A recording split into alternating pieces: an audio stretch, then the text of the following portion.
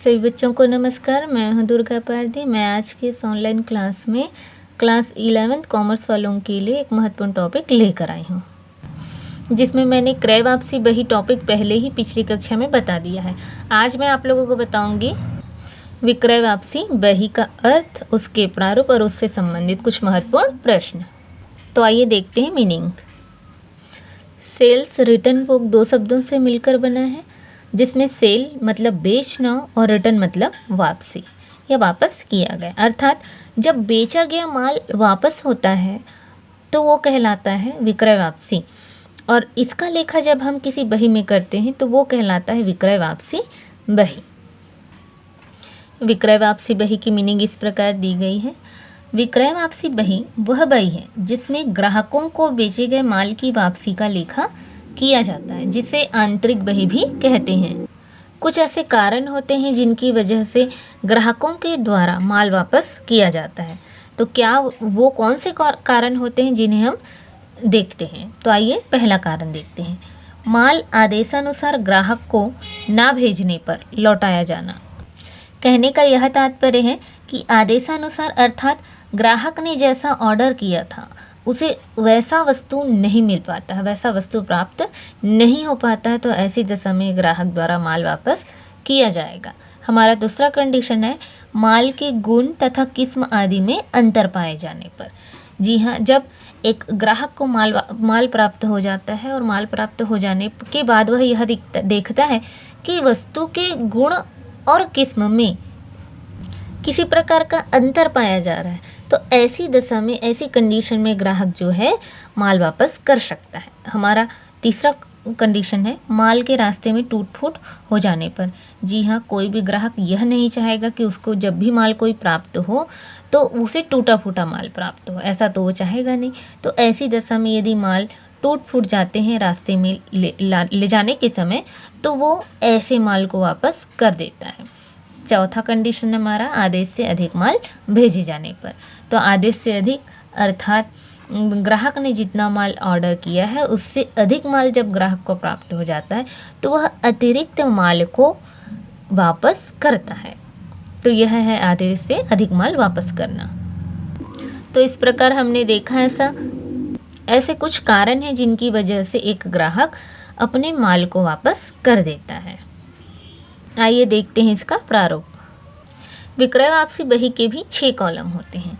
अंतर केवल इतना होता है कि क्रय वापसी बही में यहाँ पर है नाम चिट्ठी क्रमांक, किंतु यहाँ विक्रय वापसी बही में रहेगा कॉलम जमा चिट्ठी क्रमांक। बस इतने का ही अंतर पाया जाता है। तो चलिए इसका देख लेते हैं। पहले कॉलम रहेगा दिनांक का, दूसरा है विवरण का, तीसरा है जमा चिट्ठी क्रमांक, चौथा खाता पृष्ठ क्रमांक, पांचवा रहेगा राशि का कॉलम और छठवां होगा शुद्ध राशि का कॉलम। तो आइए देख लेते हैं इसका स्पष्टीकरण कि पहले कॉलम में हम क्या लिखेंगे। तो पहला कॉलम हमारा है दिनांक का कॉलम। तो दिनांक अर्थात इसमें ग्राहक द्वारा जो भी माल वापस किया जाता है, जिस डेट पे वापस किया जाता है उसकी तिथि लिखी जाती है। दूसरा कॉलम है हमारा विवरण का कॉलम। तो जो माल हमने वापस किया है, ग्राहक द्वारा जो माल वापस किया जाता है उसका उल्लेख किया जाता है विवरण के कॉलम में। तीसरा कॉलम है हमारा जमा चिट्ठी क्रमांक। ये उस समय की दशा होती है जब क्रेता द्वारा माल भेजा जाता है और विक्रेता उसे प्राप्त कर लेता है। तो प्राप्त करने के बाद जब विक्रेता एक चिट्ठी लिखता है, एक नोट बनाकर भेजता है क्रेता को, तो उसमें संबंधित सभी वस्तुओं का उल्लेख किया जाता है, जिसे देखकर या जिससे संबंधित या जिसके आधार पर ही विक्रय वापसी बही में उल्लेख किया जाता है। हमारा चौथा पॉइंट है खाता पृष्ठ क्रमांक। तो इसमें खाता बही की वह पृष्ठ संख्या लिखी जाती है जिससे संबंधित खतौनी की गई हो। पांचवा पॉइंट है हमारा, पांचवें कॉलम में ग्राहक द्वारा प्राप्त माल के मूल्य को विस्तृत रूप से लिखा जाता है, अर्थात जो वस्तु भेजी जा रही है उसी माल के मूल्य को दर्शाया जाएगा। हमारा आखिरी कॉलम रहेगा शुद्ध राशि का कॉलम। इसमें वापस किए गए माल या वापस प्राप्त माल की शुद्ध राशि लिखी जाती है। तो इस प्रकार हुआ प्रारूप का स्पष्टीकरण। प्रारूप का स्पष्टीकरण भी बहुत ईजी है, क्योंकि सिर्फ अंतर इतना है कि वहाँ नाम चिट्ठी क्रमांक था और यहाँ जमा चिट्ठी क्रमांक दिया हुआ है। बाकी प्रारूप बिल्कुल सेम है। तो आइए इसके संबंध में हम देख लेते हैं प्रश्न। क्वेश्चन दिया हुआ है निम्नलिखित सूचनाओं से विक्रय वापसी बही बनाइए।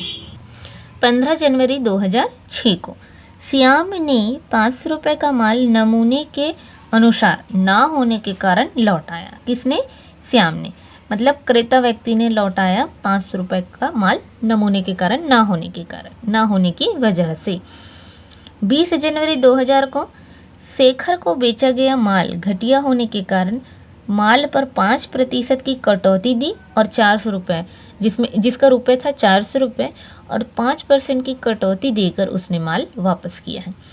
25 जनवरी रानू ने माल खराब होने के कारण 100 रुपये का माल वापस किया। तो ये दिया हुआ है एक प्रश्न। अब इसके बेसिस पे हम बना लेते हैं विक्रय वापसी बही। सॉल्व में हम सबसे पहले प्रारूप तैयार कर लेंगे। ऊपर हेडिंग दे देंगे विक्रय वापसी बही। दिनांक का कॉलम, विवरण, जमा चिट्ठी क्रमांक, खाता पृष्ठ क्रमांक, राशि और शुद्ध राशि। यहाँ दिनांक में दिनांक लिखा जाएगा, विवरण में क्रेता का नाम लिखा जाएगा जिनसे माल वापस हो रहा है, और देखा जाएगा कि राशि या शुद्ध राशि कॉलम में हम राशि लिखेंगे। तो यहाँ पर 15 जनवरी 2006 दिनांक के कॉलम में श्याम ने, किसने वापस किया माल? श्याम ने। तो श्याम से यहाँ पर माल वापस आया, विवरण में चला जाएगा, और 500 रुपये आ जाएगा शुद्ध राशि के कॉलम में। 20 तारीख देख लेते हैं, 20 जनवरी 2006। यहाँ पर माल आया है जो शेखर को माल बेचा गया था, तो शेखर से वापस आ रहा है, तो शेखर से विवरण में जाएगा, और यहाँ पर ध्यान देंगे 400 रुपये का माल बेचा गया है शेखर को। तो यहाँ पर 400 रुपये पर 5% की कटौती दी जाएगी, और कटौती जो दी गई है उसे हम दर्शाएंगे। अब यहाँ पर 25 जनवरी दिनांक में चला जाएगा, और किसने माल वापस किया? रानू ने। तो यहाँ पर रानू से विवरण में चला जाएगा, और ख़राब होने के कारण 100 रुपये का माल वापस किया। तो 100 रुपये का माल, 100 रुपये की राशि आ जाएगी शुद्ध कॉलम में, शुद्ध राशि वाले कॉलम में। तो आइए देख लेते हैं इसका सॉल्व। यह बनकर तैयार है विक्रय वापसी बही, जिसमें पहला 15 जनवरी 2006 को किससे माल वापस आया? श्याम से 500 रुपये का। दूसरा है 20 जनवरी 2006 शेखर से आया 20 रुपये का, और 25 जनवरी 2006 रानू से आया 100 रुपये का माल वापस। तो यहाँ पर जोड़ दिए, योग लगा लीजिए, तो 620 रुपये। 620 रुपये आ गया हमारा विक्रय वापसी बही का आंसर। तो इस प्रकार यह खाता बनकर तैयार है। पसंद आया होगा तो लाइक कीजिए, शेयर कीजिए एंड सब्सक्राइब कीजिए। Thank you for watching.